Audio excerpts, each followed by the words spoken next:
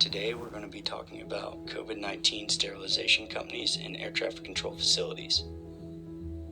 So a quick overview of what we're going to be talking about today is why should you outsource to these companies, the equipment and techniques used, how much safer is it, and the market for sterilization companies. So first off, what is outsourcing? Outsourcing is when one company contracts out to another company to do work for them. This happens a lot for maintenance or other similar services where it doesn't make sense for them to pay specialized employees full-time hours and benefits for a service they might not do very often. Some might say they already have a janitorial staff, so why would they need to hire these professional COVID-19 sterilization teams? This might be true to an extent, but to be honest, their staff doesn't have the same level of expertise to be qualified to fight this biological threat. And furthermore, there are certificates and approvals from the CDC for specialized or sterilization that these external companies offer.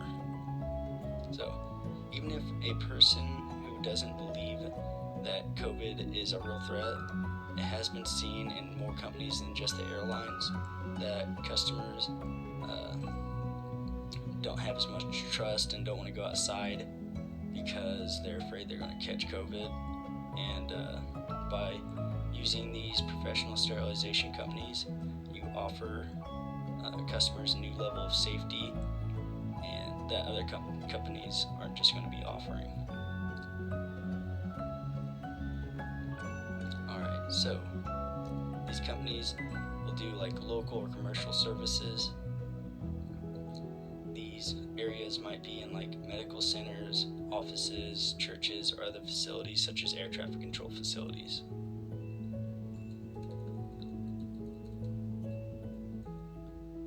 So what they will do is clean during operational or non-operational hours, and there's two tiers of these cases. There are confirmed and non-confirmed cases where a infected person was in the facility. They always play it safe though and assume everything to be a confirmed case. So they go into the business or facility where the infected person was, and this could be an hour after or could be as long as a week. First thing they'll do once they are suited up and sealed tight is use a sprayer and spray every inch of the facility. They'll wait 10 minutes and come back and wipe everything down. Next, they will do something more technological using a machine called an ESS. This machine uses charged particles to cling to surfaces and objects. If no one is going to be within the facility for 4 hours, they'll use a fogger. This throws a light mist into the air and reaches large and hard to reach areas. Once they go over all the high touch areas like keyboards, doorknobs, and handles, they'll go ahead and cover it one more time. If they see any personal items, they're allowed to still spray them because those get touched too. To put it simply, it's a 3-step process. Step 1, spray. Step 2, clean it off. Step 3 is to spray it and leave it. They take things to a new level, and they don't just wipe off the high touch points, they'll actually go through everything and clean it too.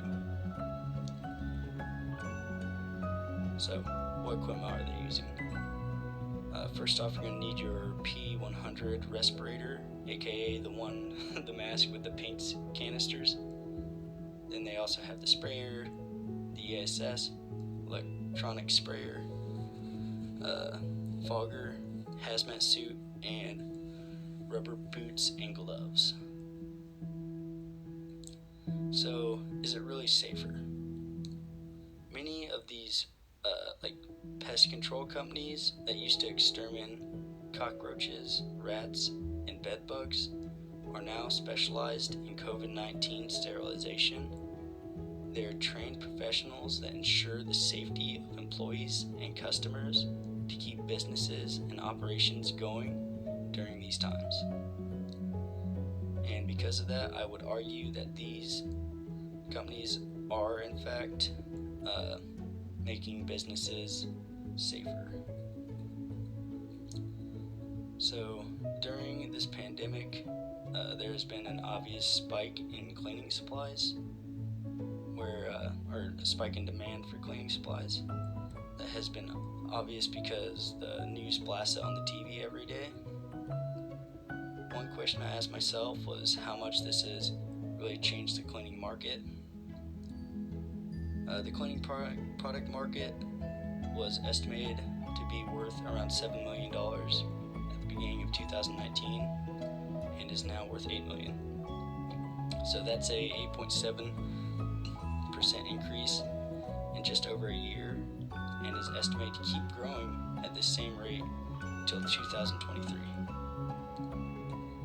Alright guys, thank you for watching this video, and I'm sorry I'm so monotone, I'm just super tired.